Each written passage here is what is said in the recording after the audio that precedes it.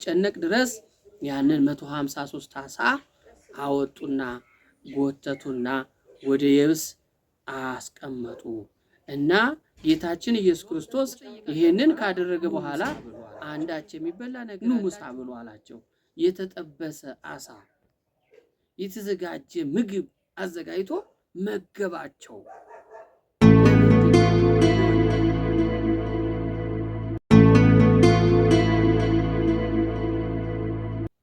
በስመ አብ ወወልድ ወመንፈስ ቅዱስ አሐዱ አምላክ አሜን። የተወደዳችሁ የልዑል እግዚአብሔር ቤተሰቦች፣ የእናታችን የእመቤታችን የቅድስት ድንግል ማርያም የቃል ኪዳን ልጆች፣ የጻድቃን የሰማዕታት የነቢያት ሐዋርያት የቅዱሳን ሁሉ ወዳጆች በአምላካችን በመድኃኒታችን በኢየሱስ ክርስቶስ ፍጹም የሆነ የሰላምታ ድምፅ ሁላችሁም በእግዚአብሔር ሰላምታ እንደምን ዋላችሁ? እንደምን ዋላችሁ? እንደምን አደራችሁ? እንደምን አመሻችሁ? ቸርነትና ምሕረት ይቅርታና ርኅራኄ ልዩ የባህሪ ገንዘቡ የሆነ ሁላችንንም በያለንበት እንዲባርከን እንዲቀድሰን የአምላካችን የልዑል እግዚአብሔር ቅዱስና መልካም ፈቃዱ ይሁንልን። እንደ አምላካችን እንደ እግዚአብሔር መልካም ፈቃድ የምንማማርበት የትምህርታችን ርዕስ በዚህ በቅዱስ ዮሐንስ ወንጌል ምዕራፍ 21 ቁጥር 1 እስከ 15 ያለውን ኃይለ ቃል መነሻ አድርገን እንማማራለን። ለእኔ ተናጋሪ አንደበትን ለእናንተ ደግሞ ሰሚ ጆሮ አስተዋይ ልቦና አምላካችን ልዑል እግዚአብሔር እሱ በቸርነቱ በምሕረቱ እንዲያድለን የአምላካችን የልዑል እግዚአብሔር ቅዱስና መልካም ፈቃዱ ይሁንልን። የትምህርታችን ርዕስ የድካም ሌሊት ዮሐንስ ወንጌል ምዕራፍ የድካም ሌሊት በሚል ነው። እንግዲህ በቀጥታ ኃይለ ቃሉን ላናገኘው እንችላለን። እዛ መጽሐፉ ላይ የተጻፈው ሌሊቱን ሙሉ ሲደክሙ አደሩ የሚል ነው እና ስለዚህ የድካም ሌሊት የሚለው ሌሊቱን ሙሉ ሲደክሙ አደሩ የሚለውን የሚያሳየው ማለት ነው። የትምህርታችን ርዕስ ጌታችን አምላካችን መድኃኒታችን ኢየሱስ ክርስቶስ ሞትን ድል አድርጎ ከተነሳ በኋላ ቅዱሳን ሐዋርያትን በተለያየ ቦታ በተለያየ ስፍራ እየተገለጸ ያስተምራቸው ነበረ። ሰላሙን ያውጅላቸው ነበረ፣ ይነግራቸው ነበረ እና በየቀኑ እንደ ድሮው 3 ዓመት ከ3 ወር አብሯቸው እንደነበረው በየቀኑ መገናኘት በየቀኑ አብሮ መዋል ሲቀር ቅዱስ ጴጥሮስ ምን አለ? ሐዋርያቱን ሰብስቦ እኔ እንግዲህ ወደ ቀደመ ስራዬ መግባት ፈልጋለሁ፣ አሳ ላጠምድ እሄዳለሁ አለ። ያስተምራቸው ነበረ። አሳ ላጠምድ እሄዳለሁ ባለ ጊዜ እኛም ካንተ ጋር እንሄዳለን ብለው ቅዱሳን ሐዋርያት አሳ ሊያጠምዱ ያንን የጣሉትን መረባቸውን አዘጋጅተው መረባቸውን ሰፍተው አሳ ለማጥመድ ሄዱ። እንግዲህ አሳ የሚጠመደው ማታ ነው። የሚጠመደው ምን ጊዜ አሳ የሚጠመደው ቀን አይደለም፣ ሌሊት ማታ በውርጭ ወራት ነው። በውርጭ ሰዓት እና በሌሊት ነው። ሰው በሌለበት ምንም ጭር ባለበት ሁኔታ አሳ ይጠመዳል እና አሳ ሊያጠምዱ ሄዱ። አሳውን ለመያዝ ሙከራ ሲያደርጉ አደሩ። ያለ እንቅልፍ ሌሊቱን ሙሉ ሲደክሙ አደሩ። የድካም ሌሊት ገጠማቸው ማለት ነው። የድካም ሌሊት በጣም አስጨናቂ የሆነ ብርድ፣ ነፋስ፣ ውርጭ የበዛበት ሲደክሙ አደሩ። ምንም የያዙት ነገር የለም። ይሄ የሆነው ዋናው ትልቁ ጉዳይ እግዚአብሔር አምላካችን ካዘዛቸው እግዚአብሔር አምላካችን አድርጉ ካላቸው መንገድ ስለወጡ የእግዚአብሔርን ፈቃድ ፈቃድ ትተው የራሳቸውን ፈቃድ ለመፈጸም ስለተነሱ ነው። በማቴዎስ ወንጌል ምዕራፍ 4 ከቁጥር 18 ጀምሮ ስንመለከት ጴጥሮስ ና ተከተለኝ ብሎ አሳ ከምታጠምድ ይልቅ ሰዎችን አጥማጅ አደርግሃለሁ ብሎ አሳውን ማጥመዱን አስተቶ የሰዎች አገልጋይ መረቡን ወንጌል አድርጎ አሳዎቹን ህዝበ ክርስቲያን ሰዎች አድርጎ ነግሮታል። ሰዎችን ታጠምዳለህ በወንጌል መረብነት በወንጌል ሕይወት ሰዎችን ትለውጣለህ ብሎ ጌታችን ኢየሱስ ክርስቶስ ከመጀመሪያ ስራው አስወጥቶት ነበር እና ከዛ በኋላ እሱ ደግሞ ያንን አገልግሎት እንደገና ድጋሚ ያን ስራ ድጋሚ ለመስራት በሌሊት ይዟቸው ሐዋርያትን ይዞ ሄደ። ይሄ ጉዞ ሐዋርያት እሱን ተከትለው ነው የሄዱት። ጌታችን ኢየሱስ ክርስቶስ የሌለበት ወንጌል መረብነት ጌታችን ኢየሱስ ክርስቶስ ያልፈቀደው ጌታችን ኢየሱስ ክርስቶስ የማይደግፈው ነው። ምክንያቱም አሳ አጥማጆች ሳይሆን ሰዎችን አጥማጆች አደርጋቸዋለሁ ብሏቸዋል። ከዚህ በኋላ እየጸለዩ እግዚአብሔርን እየተማጸኑ መጠበቅ ነበረባቸው። ሌሊቱን ሙሉ ሲደክሙ አደሩ። ጌታችን ኢየሱስ ክርስቶስ ግን ሐዋርያቱን አብልጦ ይወዳቸው ስለነበረ ተስፋ በቆረጡ ሰዓት ሲደክሙ አድረው ድካም በድካሙ ነው እንቅልፍ እያንገላጀጃቸው ነፍሳቸው እየተጨነቀች ምንም ሳንይዝ እናድራለን፣ ምንም ሳናገኝ እናድራለን፣ በጣም ይገርማል እያሉ እየተገረሙ ሌሊቱን ሙሉ አድረዋልና ተስፋ በቆረጡበት ሰዓት ጌታችን ኢየሱስ ክርስቶስ ብርሃን ለብሶ ብርሃን ተጎናጽፎ መጣ። ልጆች አንዳች የሚበላ ነገር አላችሁን አላቸው። ምንም እንደሌላቸው ያውቃል እና ጴጥሮስ እስኪ መረብህን ከታንኳው በስተቀኝ በኩል ጣል ብሎ ያንን መረብ ከታንኳው በስተቀኝ በኩል እንዲጥል አዘዘው ይላል። ጌታ ሆይ ሌሊቱን ሙሉ ስንደክም አድረናል፣ አሁን ግን በቃልህ እንጥላለን ብሎ በእግዚአብሔር ቃል መረቡን ወደ ባህሩ ወረወረ። በዚህን ጊዜ በደቂቃዎች ሽርፍራፊ ደቂቃዎች ብዙ ደቂቃዎች ሳይሞሉ 153 አሳዎችን እግዚአብሔር አስያዘለት። በባህር ልብ ውስጥ ያለውን የሚያውቅ ማን ነው? እግዚአብሔር ነው። በሰው ልቦና ውስጥ ያለውን የሚያውቅ ማን ነው? እግዚአብሔር ነው። ስለዚህ ይህን ያደረገው ጌታ እኮ ነው አለ ቅዱስ ዮሐንስ። ቅዱስ ዮሐንስ የእግዚአብሔር ደቀ መዝሙር ነው። እናቱን አባቱን ትቶ ጌታችን አምላካችን መድኃኒታችን ኢየሱስ ክርስቶስን የተከተለ ነው። ወላጆቹን ትቶ ዓለምን ንቆ የተከተለ ነው እና ምን አለ? ይሄን ያደረገው ጌታ እኮ ነው አለ። በዚህን ጊዜ መረቡ እስኪሞላ ድረስ መረቡ እስኪጨነቅ ድረስ ያንን 153 አሳ አወጡና ወተቱና ወደ የብስ አስቀመጡ እና ጌታችን ኢየሱስ ክርስቶስ ይሄንን ካደረገ በኋላ አንዳች የሚበላ ነገር አላችሁን ብሎ ከጠየቃቸው በኋላ ኑ ምሳ ብሉ አላቸው። ኑ ምሳ ብሉ አላቸው። የተጠበሰ አሳ የተዘጋጀ ምግብ አዘጋጅቶ መገባቸው። ለምንድን ነው? የወደፊት አገልግሎታቸውን ያውቃልና ስለሱ የሚያደርጉት መንፈሳዊ አገልግሎት አለና። የተወደዳቸው እግዚአብሔር ቤተሰቦች ሰው የልቡን ሲያደርጉለት ደስ ይለዋልና ሐዋርያትም ይሄን ሁሉ አሳ ሲያዝላቸው ደስ አላቸው። ሲቆጥሩት 153 አሳዎች ተይዘዋል። ያ ሌሊት እግዚአብሔር የሌለበት ሌሊት ነበር። እግዚአብሔር አምላካቸውን ፈጣሪያቸውን አላስቀደሙትም ነበረ።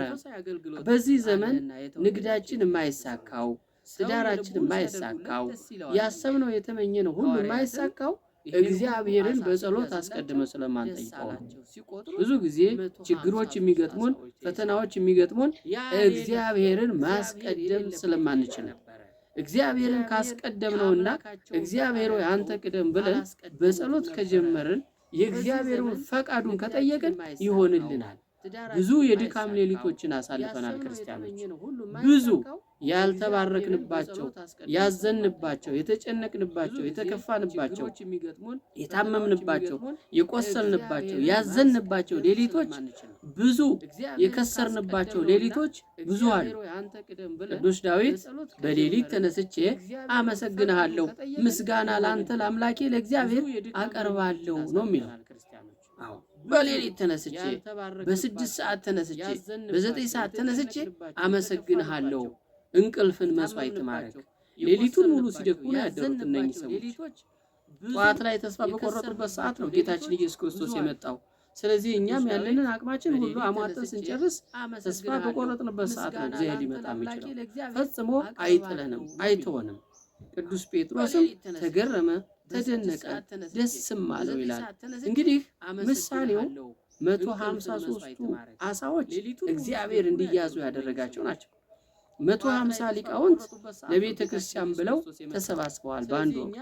እነዛ 150ው የቤተ ክርስቲያን ሊቃውንት ናቸው።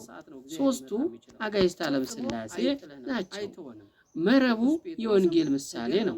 ታንኳይቱ የቤተ ክርስቲያን ምሳሌ ነች። የቤተ ክርስቲያን ምሳሌ ነች። ቀኝ ያለው ቅድስናን፣ መልካምነትን፣ በጎነትን፣ ቅንነትን፣ ደግነትን፣ የዋህነትን፣ መልካምነትን ያጠይቃል ማለት ነው። ክርስቲያኖች ያ ዓለም ደግሞ በባህሩ ይመሰላል ማለት ነው። ዓለም ምን ጊዜም በባህር ትመሰላለች። ይቺ ዓለም ውቅያኖስ ነች። ብዙ ሰዎችን አስቀርታለች። ብዙ ሰዎችን አክስራለች። ብዙ ሰዎችን ባዷቸውን እንዲቀሩ አድርጋለች። ዓለም የበላቻቸው፣ ዓለም ያስቀረቻቸው፣ ዓለም ሐሳባቸውን ሁሉ ያጨለመችባቸው ብዙ በዚህ ዓለም ብዙ አሉ። እና ስለዚህ የተወደዳቸው የእግዚአብሔር ቤተሰቦች ያለ እግዚአብሔር ሕይወት ባዶ ስለሆነች፣ ሕይወት ከንቱ ስለሆነች እግዚአብሔርን አስቀድመንና የእግዚአብሔርን ፈቃድ ጠይቀን መውጣት ይኖርብናል። ሐዋርያቱን ስለሚወዳቸው ነው ያሉበት ቦታ ድረስ ሂዱ፣ ማን አዘዛችሁ፣ እዚህ ምን አመጣችሁ ብሎ አላጉረመረመባቸውም፣ አልተቆጣቸውም፣ አልተከፋባቸውም። ለምን? ይወዳቸዋል። ቤተሰቦች ያለ እግዚአብሔር ባሉበት ድረስ ሂዶ እግዚአብሔር ምን አደረገላቸው? የፈቃዳቸውን ፈጸመላቸው፣ የልባቸውን አደረገላቸው። ለምን? ያሰቡት ምን ስለነበረ? አሳ መያዝ፣ የአሳ ስጋ መብላት ነበር። ማን አዘዛቸው? ያንን ትኩስ አሳ ከባህር አውጥቶ እንደገና የተጠበሰውን አሳ አዘጋጅቶ እንዲበሉና በልተውም እንዲደሰቱ አደረገ። እግዚአብሔር አምላካችን ኢየሱስ ክርስቶስ በነፍሳችንም በስጋችንም እንዳንራብበት ነው የሚፈልገው።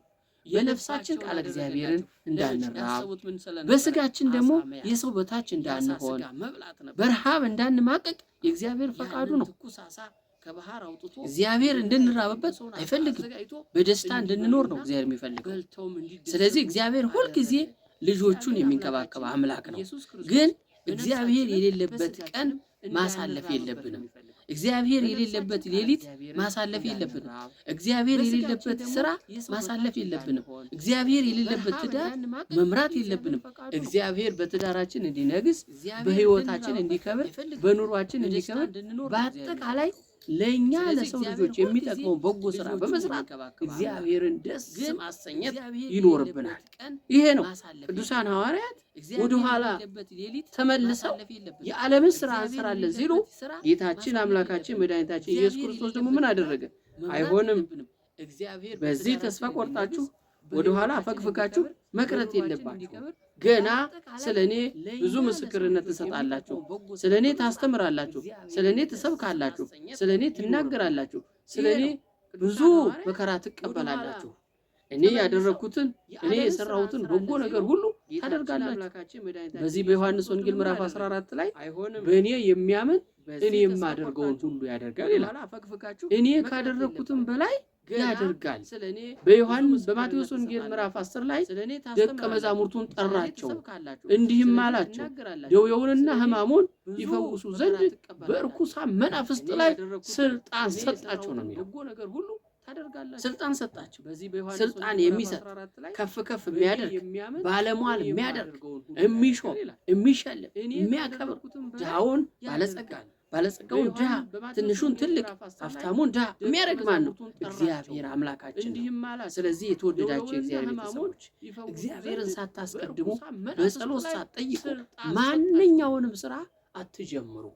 እግዚአብሔር ሆይ ፍቀድ፣ አንተን ቤተሰቤን በአጠቃላይ ያለኝን ነገር ሁሉ ባርክልኝ፣ እኔንም ባርክልኝ፣ ሕይወቴን የተስተካከለ አድርግልኝ ማለት አለ። በጣም ብዙ ሰዎች ተስፋ የሚቆርጡትና በጣም ብዙ ሰዎች የሚከስሩት እግዚአብሔርን ሳያስቀድሙ ስለሚወጡ ነው። ይሄ ደግሞ ጉዳት አለው። ክርስቲያን ሆይ በገንዘባችን መመካት የለብንም። በስልጣናችን መመካት የለብንም። ባለን ነገር በንብረታችን መመካት የለብንም። ከሁሉ የሚበልጠው እግዚአብሔር ነው።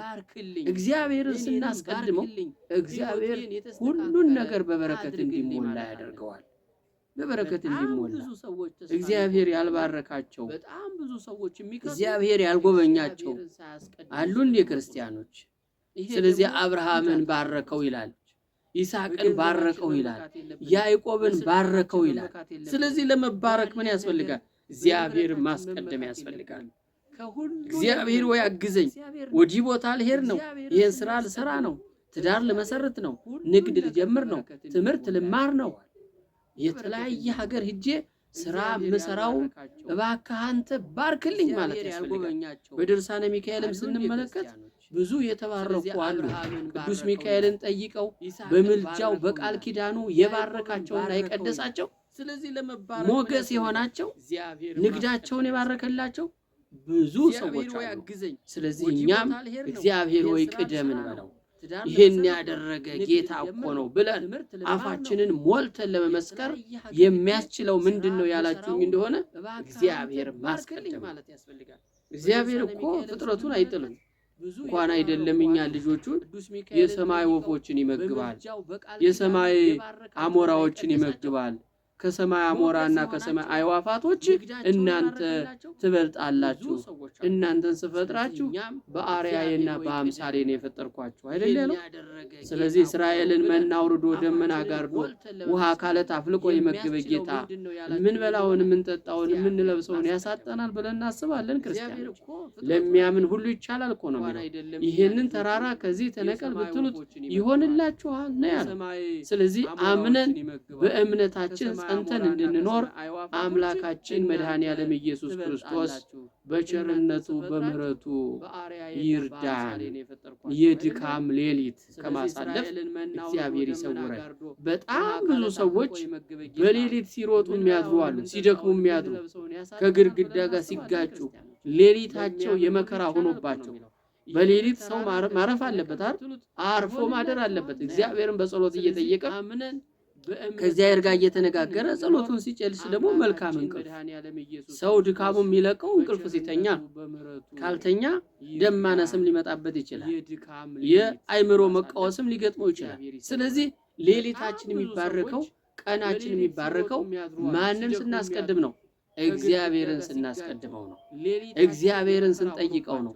እግዚአብሔርን ፈቃዱን ጠይቀን ሲሆን ነውና ስለዚህ የድካም ሌሊት ከማሳለፍ እግዚአብሔር ይሰውረን፣ ለሁላችንም ጥበብና ማስተዋሉን ያድለን። እንግዲህ የቅዱስ ላሊበላ ሚዲያ እንደዚህ አይነት ስብከቶችን ያቀርብላችኋል። እናንተ ደግሞ ሰምታችሁ ብቻ ሳይሆን ዝም ማለት ያለባችሁ ሰብስክራይብ ማድረግ አለባችሁ፣ ላይክ ማድረግ አለባችሁ። ለሌሎቹ ጓደኞቻችሁን እነዚህን ስብከቶች እኔንም ለማበረታታት እነዚህን ስብከቶች ለሌሎቹ ማዳረስና እናንተም ደግሞ አስተያየታችሁን መስጠት ትችላላችሁ። ያስተማረን የመከረን አምላክ ለእግዚአብሔር የከበረ የተመሰገነ ይሁን። ወስብሐት ለእግዚአብሔር።